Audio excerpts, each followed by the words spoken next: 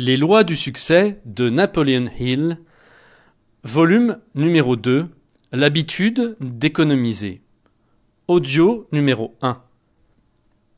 Le seul service durable qu'un parent puisse rendre à son enfant est celle de l'aider à s'aider lui-même. L'homme se compose de chair, d'os, de sang, de cheveux et de cellules cérébrales. Ces dernières sont les matériaux de construction qu'il utilise pour modeler, à l'aide de la loi de l'habitude, sa propre personnalité. Conseiller à quelqu'un d'économiser de l'argent sans lui expliquer comment le faire serait à peu près comme dessiner l'image d'un cheval et écrire en dessous « c'est un cheval ». Il est évident pour tout le monde que l'économie est essentielle pour le succès, mais la question vitale qui tourmente la plupart de ceux qui n'économisent pas est « comment puis-je le faire ?» Économiser relève de l'habitude. C'est pourquoi cette leçon commence par une courte analyse de la loi de l'habitude. Comment se forme une habitude ? Il est littéralement vrai que l'homme, par la loi de l'habitude, façonne sa propre personnalité. Par la répétition, tout acte accompli plusieurs fois devient une habitude. Et l'esprit se résume à une masse de forces motivantes qui proviennent de nos habitudes quotidiennes. Quand une habitude est fixée dans l'esprit, elle nous pousse volontairement à l'action. Par exemple, si l'on suit une certaine route pour aller au travail chaque jour, ou vers un endroit que l'on visite fréquemment, une habitude se forme à notre esprit, qui nous conduira sur cette route sans qu'on y pense. En plus, même si on part avec l'intention d'aller dans une autre direction, sans penser constamment au changement de route, on se rend compte qu'on suit le chemin habituel. Les orateurs publics ont découvert que le fait de raconter encore et encore la même histoire, qui peut être purement fictive, fait intervenir la loi de l'habitude et bientôt le public ne s'interroge plus si l'histoire est vraie ou non. Les limites construites par l'habitude. Des millions de gens passent leur vie dans la pauvreté et dans le besoin parce qu'ils ont mal employé la loi de l'habitude. Ils ne comprennent ni la loi de l'habitude, ni la loi de l'attraction qui se ressemblent s'attirent. En général, ils ne se rendent pas compte que leur situation est le résultat de leurs propres actions. Si vous vous entêtez à croire que vos capacités sont limitées à un certain montant que vous ne pourrez jamais dépasser, la loi de l'habitude établira une limite bien définie de la somme que vous pouvez gagner. Votre subconscient acceptera cette limitation et bientôt vous allez glisser vers le bas et vous serez tellement limité par la peur de la pauvreté, l'une des 6 craintes principales, que l'opportunité ne frappera plus à votre porte. Votre condamnation sera définitive et votre destin fixé. Vous former l'habitude d'économiser ne signifie pas que vous devez limiter votre capacité de gagner. C'est justement le contraire. En fait, vous devez appliquer cette loi non seulement pour préserver systématiquement ce que vous gagnez, mais aussi pour vous offrir de meilleures opportunités et un sentiment de confiance en vous-même, de l'imagination, de l'enthousiasme, de l'initiative et des capacités de direction pour augmenter votre capacité de gagner. Autrement dit, quand vous aurez compris la loi de l'habitude, vous assurerez votre succès monétaire en mettant en compétition les 2 extrémités du jeu contre le centre.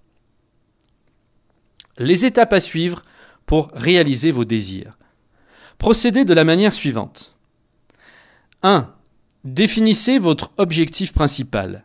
Créez dans votre esprit une image claire et précise de ce que vous voulez, y compris la somme que vous avez l'intention de gagner. Votre subconscient enregistrera cette image et l'utilisera comme modèle ou repère quand il transformera vos pensées et vos actions en plans pratiques qui vous aideront à atteindre votre objectif principal.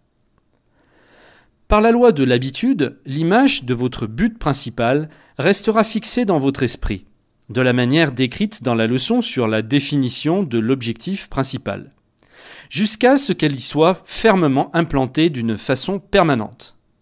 Cette pratique remplacera la conscience de pauvreté par la conscience de prospérité. Vous allez en effet commencer à demander la prospérité, à vous y attendre, à vous préparer pour la recevoir et pour l'utiliser sagement. De ce fait, vous ouvrirez la voie vers le succès et développerez l'habitude d'économiser. 2. Comme vous avez augmenté votre pouvoir de gagner de l'argent, vous allez continuer à utiliser la loi de l'habitude en incluant dans votre objectif principal la résolution d'économiser un certain pourcentage de tout l'argent que vous gagnez. Ainsi, à mesure que vos revenus augmentent, votre épargne grossira également. En vous fixant un but plus élevé et en économisant systématiquement une somme fixe sur tous vos revenus, vous éliminerez de votre esprit toutes les limites imaginaires et vous serez alors engagé sur la route vers l'indépendance financière. Cela est tout à fait réalisable et même facile à accomplir. Pensez constamment à l'abondance et parlez de prospérité. Si vous inversez l'opération de la loi de l'habitude en installant dans votre esprit la peur de la pauvreté, cette crainte réduira rapidement votre capacité, et ce, jusqu'à ce que vous soyez à peine capable de gagner assez d'argent pour répondre à vos stricts besoins. Les journalistes pourraient souvent créer de la panique en annonçant les échecs actuels des entreprises, malgré le fait que le nombre d'entreprises qui échouent est très réduit par rapport au nombre total d'entreprises actives. Les vagues de crimes sont en grande partie les produits du journalisme sensationnel. Une seule affaire de meurtre, exploitée par les journaux à l'aide de titres effrayants, suffit pour démarrer une vague régulière de crimes similaires dans des localités différentes. À la suite de la répétition de l'histoire du meurtre d'Elisabeth Brichet dans les journaux quotidiens, des cas similaires ont été signalés dans d'autres régions du pays. Nous sommes victimes de nos habitudes, qui que nous soyons et quelle que soit notre vocation. Toute idée fixée volontairement ou involontairement dans notre esprit, comme le résultat de l'autosuggestion, l'environnement, l'influence des associés, etc., nous conduira sans doute à des actions conformes à la nature de cette idée.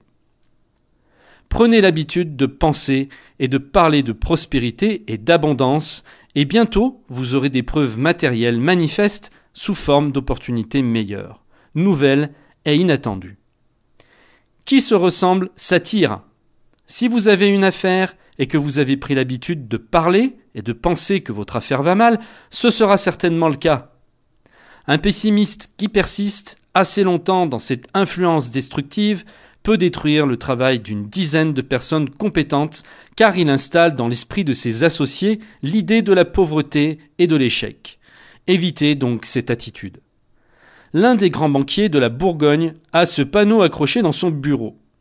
Vous êtes un aimant humain et vous attirez constamment les personnes dont le caractère s'harmonise avec le vôtre. Ici, nous parlons et pensons à l'abondance uniquement. Si vous avez une histoire triste, gardez-la pour vous, nous n'en voulons pas. Aucune entreprise ne veut des services d'un pessimiste, et ceux qui comprennent la loi de l'attraction et la loi de l'habitude ne toléreront un pessimiste plus qu'ils ne toléreraient un voleur qui tourne autour de leur entreprise. Parce qu'une telle personne détruirait l'utilité de tous ceux qui l'entourent. Dans des dizaines de milliers de foyers, la conversation tourne souvent autour de la pauvreté et du besoin. Et c'est justement ce que ces gens obtiennent. Ils pensent à la pauvreté, ils parlent de la pauvreté, ils acceptent la pauvreté faisant partie de leur vie. Ils imaginent que si leurs ancêtres étaient pauvres, ils doivent rester pauvres eux aussi. Le sentiment de pauvreté est le résultat de l'habitude de penser à la pauvreté et de la peur de la pauvreté. Il s'est passé ce dont j'avais peur. L'esclavage de la dette. La dette est un maître sans pitié et un ennemi fatal de l'habitude d'économiser. La pauvreté seule suffit à détruire l'ambition, la confiance en soi et l'espoir. Mais si l'on y ajoute le fardeau de la dette, toutes les victimes de ces deux maîtres cruels sont pratiquement condamnées à l'échec. Ceux qui vivent sous la menace d'une dette lourde n'arrivent pas à travailler de leur mieux, n'inspirent pas le respect et ne parviennent pas à bâtir ou à atteindre un but dans leur vie. Les esclaves de la dette sont tout aussi impuissants que les esclaves de l'ignorance ou ceux attachés par de vraies chaînes. J'ai un ami intime qui gagne 10 000 € par mois. Sa femme aime la mondanité et essaie de faire la preuve de 200 000 avec un revenu de 120 000 €. Le résultat en est que ce pauvre homme a généralement une dette d'approximativement 80 000 €. Chaque membre de sa famille a l'habitude de dépenser, suivant le modèle de la mère. Les enfants, 2 filles et un garçon, ont maintenant l'âge d'aller à l'université. Ils veulent faire de grandes études, mais cela est impossible à cause des dettes de leur père. Cette situation a causé un désaccord entre le père et les enfants, ce qui rend toute la famille frustrée et triste. C'est vraiment insupportable, rien que de s'imaginer passer sa vie comme un prisonnier enchaîné, attaché et détenu par quelqu'un d'autre à cause des dettes. L'accumulation de dettes est une habitude. Elle commence à une petite échelle et arrive lentement à des proportions immenses, pas à pas, jusqu'à s'approprier l'âme même des gens. La dette détruit le couple et l'envie de réussir. Des milliers de jeunes commencent leur vie de mariés avec des dettes inutiles et ne réussissent jamais à échapper à cette charge. Quand la nouveauté du mariage commence à s'estomper, comme c'est le cas habituellement, le couple marié commence à ressentir l'embarras du poids des dettes et ce sentiment augmentera jusqu'à ce qu'il conduise souvent à une insatisfaction et peut-être même au divorce. Un homme esclave de la dette n'a ni le temps, ni l'envie d'établir ou de travailler sur des idéaux. Par conséquent, il se laisse aller avec le temps jusqu'à ce qu'il installe dans son propre esprit des limites qui le placent dans la prison de la peur et du doute, auxquelles il ne peut jamais échapper. Aucun sacrifice n'est trop grand pour éviter la misère de la dette. Pensez à ce que vous devez à vous-même et à ceux qui dépendent de vous, et décidez de n'être le débiteur de personne. C'est le conseil d'un homme prospère dont les premières tentatives de succès ont été détruites par la dette. Cet homme s'est rendu compte assez rapidement qu'il devait renoncer à l'habitude d'acheter des choses dont il n'avait pas besoin, et c'est comme cela qu'il a enfin réussi à se libérer de cet esclavage.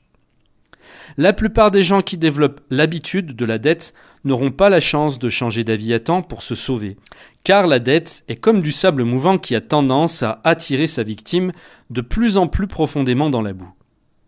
La peur de la pauvreté est l'une des plus destructrices craintes fondamentales décrites dans la leçon sur la confiance en soi.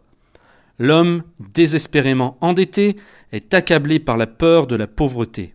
Son ambition et sa confiance en lui-même sont paralysés et il coule peu à peu dans l'oubli.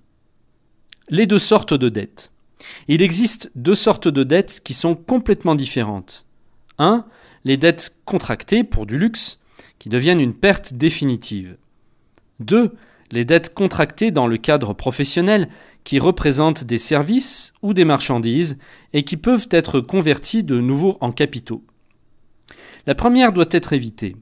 La deuxième peut être acceptée, à condition d'avoir un bon jugement d'utilisation et de ne pas aller au-delà des limites raisonnables. Quand quelqu'un dépense au-delà de ses limites, il entre dans le domaine de la spéculation qui ruine plus qu'elle n'enrichit.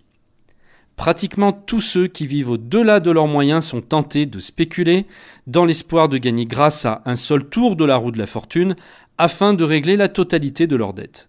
Mais généralement, la roue s'arrête au mauvais endroit et, loin de rembourser leurs dettes, ces gens deviendront de plus en plus surendettés.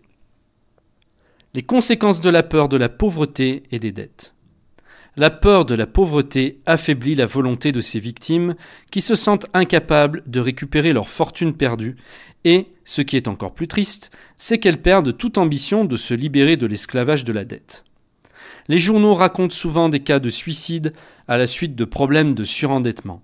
Chaque année, cela cause plus de suicides que toutes les autres causes combinées, ce qui prouve la cruauté de la peur de la pauvreté. Pendant la guerre, des millions d'hommes ont affronté les tranchées des premières lignes sans reculer, sachant que la mort aurait pu les rattraper à tout moment. Ces mêmes hommes, lorsqu'ils sont confrontés à la peur de la pauvreté, abandonnent souvent à cause du désespoir qui paralyse leur raison, et parfois ils vont jusqu'à commettre des suicides.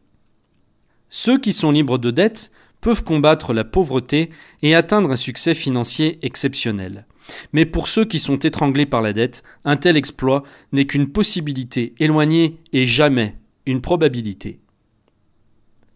La peur de la pauvreté est un état d'esprit négatif et destructeur. En plus, cela attire des états d'esprit similaires. La peur de la pauvreté peut, par exemple, attirer la peur de la maladie. Et ces 2 peurs réunies peuvent attirer la peur de la vieillesse. De sorte que la victime se retrouve frappée par la pauvreté, la mauvaise santé et le vieillissement précoce. Des millions de tombeaux prématurés et anonymes sont remplis à cause de ce cruel état d'esprit qu'est la peur de la pauvreté. Il y a quelques années, un jeune homme occupa un poste important dans une grande banque à Paris. En vivant au-dessus de son revenu, il dut contracter beaucoup de dettes qui lui causèrent de gros soucis. Et quand son habitude destructive commença à se manifester dans son travail, il fut licencié du service de la banque. Il trouva ensuite un autre poste, moins bien payé, mais ses créanciers l'embarrassèrent et il décida de démissionner et de déménager dans une autre ville où il espérait leur échapper jusqu'à ce qu'il aurait accumulé assez d'argent pour payer ses dettes. Mais les créanciers avaient un moyen pour suivre les traces des débiteurs. Et très vite, ils étaient déjà sur les traces de ce jeune homme dont l'employeur découvrit ses problèmes de surendettement et l'eut licencié. Puis, il chercha en vain un emploi pendant 2 mois. Une nuit froide, il monta jusqu'en haut d'un grand immeuble et s'en jeta. La dette fit une autre victime. Ceci est un extrait du cours de Napoleon Hill, Les lois du succès. Pour recevoir l'intégralité de l'ouvrage, cliquez sur le lien qui apparaît en bas de cette vidéo.